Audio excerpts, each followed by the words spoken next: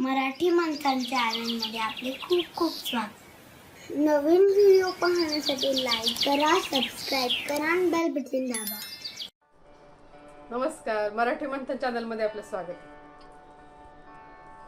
आपलं व्यक्तिमत्व हे आपण कसं राहतो, कसं प्रेझेंट करतो यावर असतं.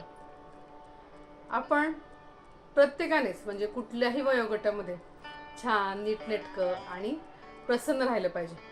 आपण स्वतःला आपल्या राहणीमानातून प्रेझेंट करत असतो. म्हणजे समोरच्याला आपण कसे आहोत हे आपल्या कपड्यांवरनं, आपल्या राहणीमानावरनं कळतं.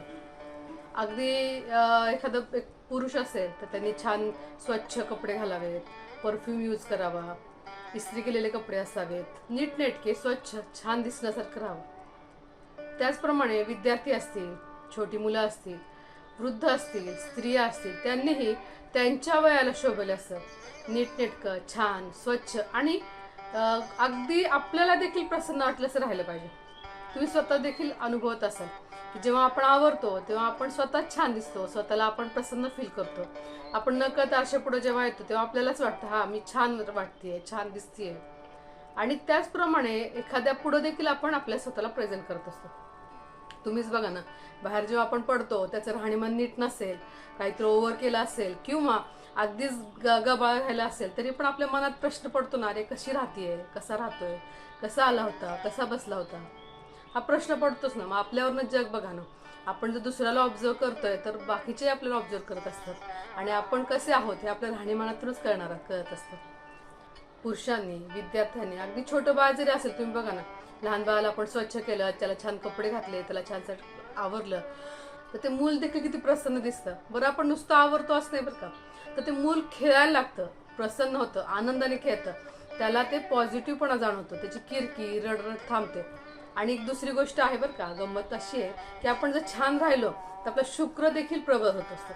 तर शुक्र प्रबळ होतं म्हणजे कसं होतं, तर आपली कामं सुरळीत होतात, आपल्या कामामध्ये कुठल्या प्रकारचे अडथळे येत नाहीत, आपल्याला कायम लक्ष्मी प्रसन्न राहते, आपण स्वतः कधीही असं नर्वस, एकदम डल असं फील करत नाही, उत्साही फील करतो. काही डोक्यात काम आलं किंवा वरच्या छान छान आयडिया येतात, त्या मार्गी लागतात.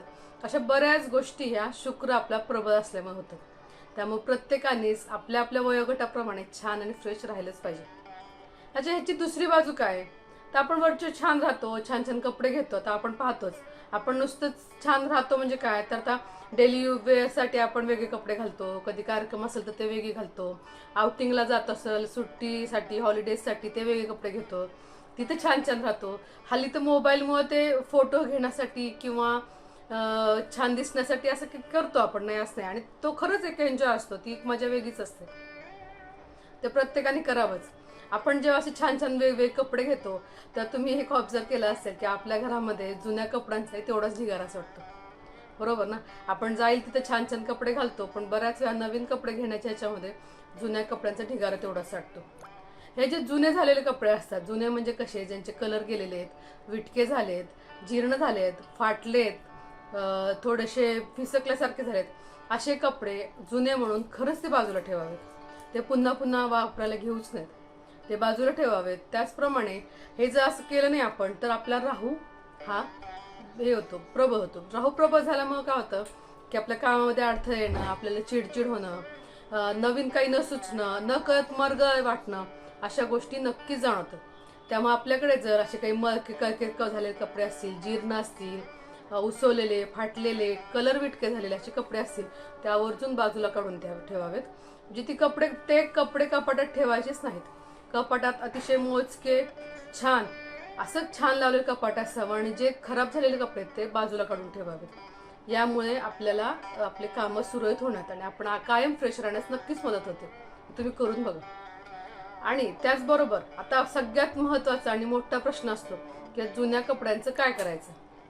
बऱ्याच जणांना हा प्रश्न असतो, म्हणजे जुन्या कपड्यांचं काय करायचं. तर आपण मग काय करतो, कपाटातून काढून ठेवतो आणि कुठल्या तरी बॅगांमध्ये, कुठं बेडच्या त्या स्टोरेजमध्ये, एखाद्या आपली न वापरणाऱ्या रूममध्ये किंवा एखाद्या माळ्यावरती गाठोडी बांधून आपण ठेवून देतो.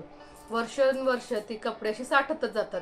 गाठोडी, ते बॅगा, नको असलेल्या वस्तू, त्या एकावर एक आपण ठेवतच राहतो. नकळत त्यामुळे आपल्या घरामध्ये निगेटिव्हिटी खूप राहते, नकारात्मकता राहते. आपल्याला ते कळत नाही. आपण फक्त नको असले कपडे काढतो, गोळा करून ठेवून देतो, पण त्याचा वापर काहीच होत नाही. तर हे अशा टाईपचे कपडे वरचेवर लक्ष देऊन काढून कुणाला तरी वापरायला द्यावे. एखादा गरजू असेल तर त्याला द्यावे. मग आपण म्हणतो की मला तर नकोय, माझी तर निगेटिव्हिटी आहे, मग ही दुसऱ्याला देऊन कसं होईल? तर एखाद्याला ज्याला खरंच गरज आहे असाला वापरायला दिल्यामुळे त्याला तो एक प्रकारे त्याची गरज भागते. त्यामुळं ते त्याच्यासाठी पॉझिटिव्ह असतं. त्याला त्याच्यामुळे आनंद मिळतो की मला हे कपडे मिळाले, त्याच्याने माझं काहीतरी काम होणार आहे, असं काहीतरी त्याला आनंद होणार असेल तर नक्कीच त्याचं मन देखील प्रसन्न होतं आणि त्यातली निगेटिव्हिटी कमी होते. त्यामुळे व्यक्तीला ती कपडे वापरण्यासाठी द्यावेत. समजा असं काही नसेल, कुणाला देव प्रश्न पडला असेल, तर आजकाल बरेचसे ॲप आलेले आहेत, बऱ्याचशा संस्था आहेत ज्या रियूजमध्ये हे कपडे आणतात. आपण त्यांना कॉल करून सांगायचं किंवा असे काही सेंटर आहेत त्याच्या नेटवर आपल्याला पत्ते मिळतात. अशा ठिकाणी आपण जाऊन त्यांना कपडे नेऊन द्यायचे. ते रियूज करतात ते कपडे. त्याच्यामधून बऱ्याच प्रकारचे व्यवसाय चालतात, त्यातून बऱ्याच प्रकारच्या गोष्टी होतात. ती घरात साठवण्यापेक्षा नक्कीच कुणाला त्या देऊन टाकलेली नक्कीच चांगली. एक तर ते कपडे रियूज होतील, कुणीतरी वापरेल, त्याची गरज भागेल, त्याच्याने नकळत आपल्याला आशीर्वाद मिळतात. त्याचबरोबर एखाद्या संस्थेला किंवा अशा ठिकाणी दिल्यामुळे त्याचा काहीतरी पुढचा उपयोग होईल. अशा बऱ्याच गोष्टी आहेत.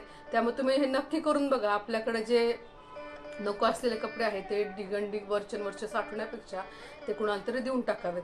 तुम्हाला देखील अशा काही संस्था किंवा अशा कुठली अनाथ आश्रम किंवा अशा कुठल्या ठिकाणं माहीत असतील जिथे असे कपडे घेतात तर कमेंटमध्ये नक्की सांगा.